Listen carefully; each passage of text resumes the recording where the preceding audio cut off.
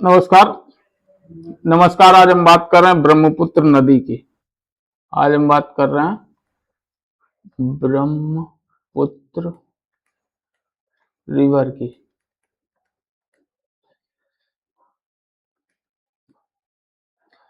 इसे समझना इसलिए जरूरी है क्योंकि हर साल असम में इसी के कारण भयंकर बाढ़ आती है और काफी लोग बेघर होते हैं, कई लोगों की मृत्यु हो जाती है, लेकिन सरकार इस पर ध्यान नहीं देती। आज हम इसका एक पूरा विश्लेषण करेंगे। परीक्षा की दृष्टि से आपसे क्या क्या पूछा जा सकता है, पूरा हर एक चीज बारीकी से समझेंगे। स्टेट पीसीएस तक का मैं आपको बता दूंगा, कोई दिक्कत नहीं, पूरी संपूर्ण जानकारी दूंगा। आइए चलते हैं, वीडियो को शुरू करते हैं।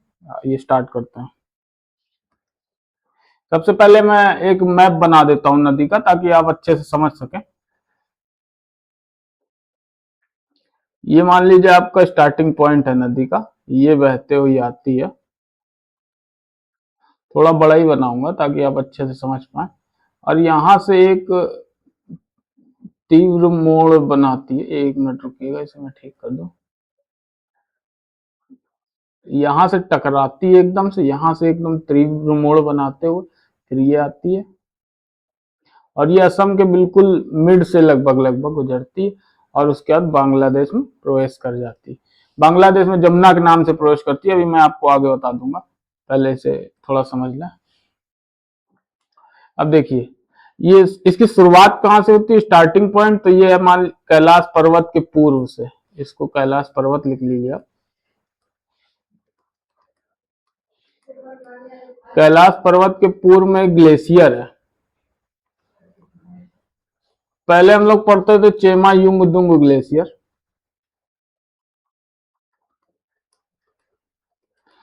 Chema Jung दुंग glacier. अभी इसका थोड़ा सैटेलाइट इमेज और लेटेस्ट जो अपडेट आई है उसके माध्यम से पता चला, ये आंगसी ग्लेशियर से निकलती।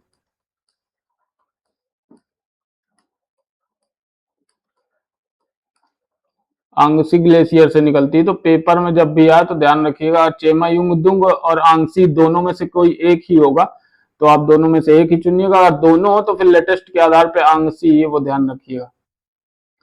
ये जब निकलती है तो इसको बोलते हैं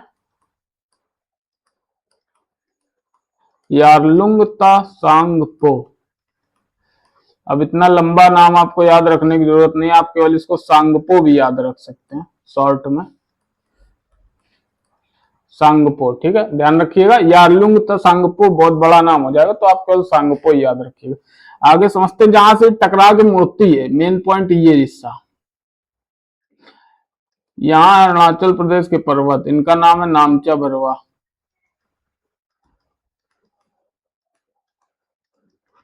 नामचा बिल्कुल देखिए सीधे आ रही है और नामचा पर्वत से टकराती है और फिर यहीं से एकदम तीव्र मोड़ के साथ मुड़ जाती है।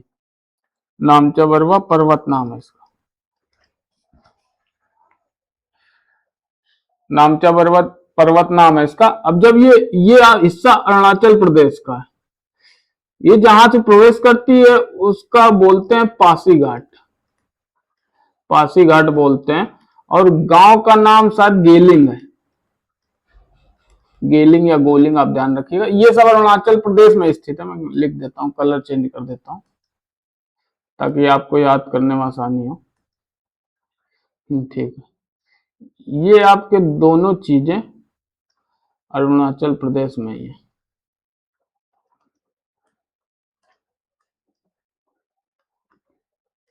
अब यहां तक आप समझ गए। यहां तक ये बिल्कुल आती है आराम से, चूंकि यहाँ ढाल है मेन, तो ये यहां तक आती है बिल्कुल आराम से, स्लो स्लो चलती है। लेकिन जब यहां से बिल्कुल तीव्र मोड़ के साथ ये मुड़ती है और जब ये मुड़ते हुए असम में प्रवेश करती है, तो यहाँ देखिए समतल एरिया है पूरा। इसी यहाँ पे ढेर सारा गाद ले आती है, जिस कारण से बाढ़ आने ज्यादा आने लगी है यहाँ पे। बाकी और भी समझते हैं इसको, और ऊपर से आते हैं। अच्छा, अरुणाचल प्रदेश में इसको सियांग या फिर दिहांग नाम से जाना जाता है। अरुणाचल प्रदेश में इसको किस नाम से जाना जाता है, सियांग या फिर दिहांग, आप दोनों में से कोई भी नाम आ सकता है। इसके बाद इसमें दो नदियां आके मिलती हैं। नदियों कलर ब्लू ही रखता हूँ। दो नदियां आके मिलती हैं। सबसे पहली नदी और एक ये दूसरी नदी। ये ऊपर वाली दिबांग है, इसका नाम है दिबांग रिवर। और ये नीचे वाली है लोहित। अब समझिए, इन दोनों के मिलने के बाद ये रिवर कहलाती ब्रह्मपुत्र। यानी क्वेश्चन क्या बना कि, देखिए ब्रैकेट में लिख देता हूं, Dibang plus Lohit plus Siang equal to कौन सी नदी बनी आपकी?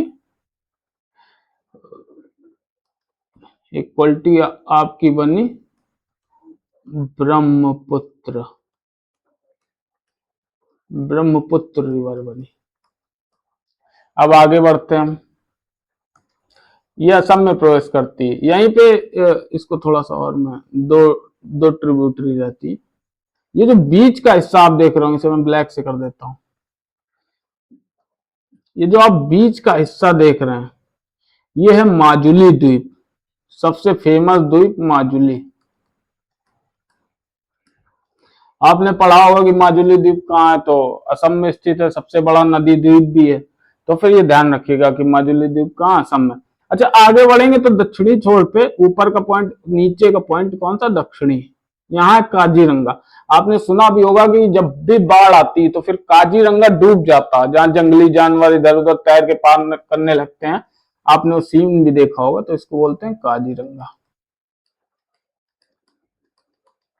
अभी बेसिक समझिए, फिर मैं अभी आपको ट्रिब्यूटरी के बारे में भी पढ़ा दूंगा। जो मेन मेन ट्रिब्यूटरी उनके बारे में आपको बता दूंगा। ये काजीरंगा नेशनल पार्क इसके दक्षिण में स्थित है। अच्छा, जैसे ही ये बांग्लादेश में प्रवेश करती है, बांग्लादेश का आपको मैं हल्का सा मैप बता देता हूँ। ऐसा ही है, मतलब मैं इतना बड़ा कोई वो नहीं हूँ, बस ऐसे ही था।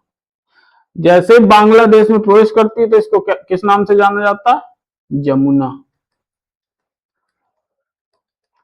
जमुना नाम से जाना जाता है। जमुना, ध्यान रखिए, यमुना नहीं, कालपी वाली और ये सब वाली यमुना नहीं, जमुना नाम से जाना जाता है। और इसमें गंगा नदी आके मिल जाती है। वैसे गंगा का कोई मतलब नहीं, गंगा आती है। अभी तक तो ये गंगा थी, जैसे ही बांग्लादेश में प्रवेश करेगी पद्मा के नाम से जाने लगती है। तो ये लक्ष्य, ये गंगा यानी पद्मा में आके मिल जाती है, फिर आगे मेघना मिलती है, और फिर ये जाके बे ऑफ बंगाल में गिर जाती है। मैं बे ऑफ बंगाल बना देता हूँ। ये आपका बे ऑफ बंगाल।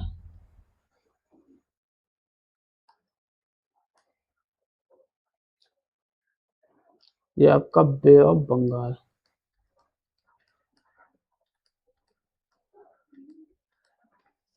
पहले इतना समझिए, जो मेन मेन है, इससे जो वन लाइनर आपके जो वन डे एग्जाम होते हैं उनसे क्वेश्चन बन सकते हैं।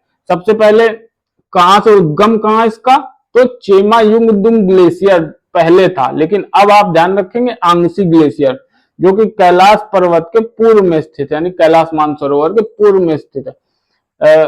तिब्बत में इसे किस नाम से जाना जाता है? तो यारलुंग त्सांगपो। आप केवल सांगपो याद रखिए, इतना ही पर्याप्त है, इतने में ही काम हो जाएगा।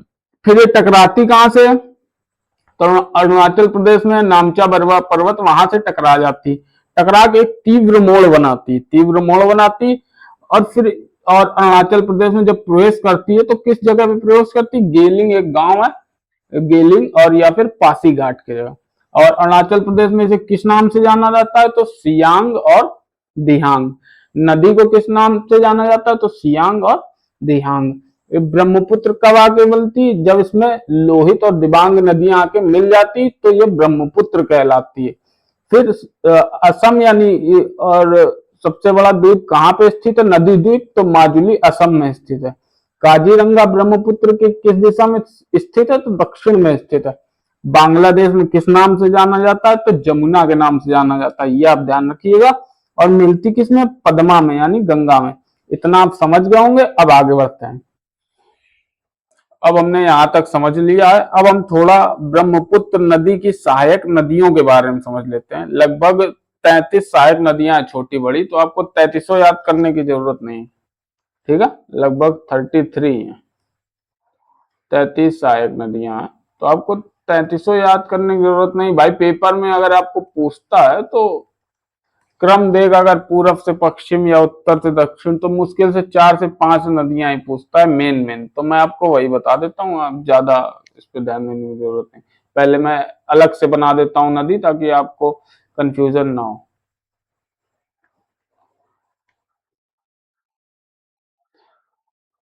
ये मान लीजिए आपकी ब्रह्मपुत्र नदी, मैं इसको स्क्वायर में कर दे रहा हूँ या रेक्टेंगल में, ताकि आपको अच्छे से समझ में आए, ताकि मिक्स ना हो। चलिए आइए शुरू करते हैं।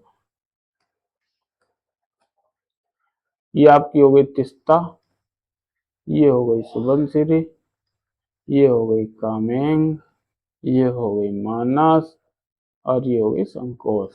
आइए इसके नाम लिख देते हैं। सबसे पहली है तिस्ता, फिर है संकोच,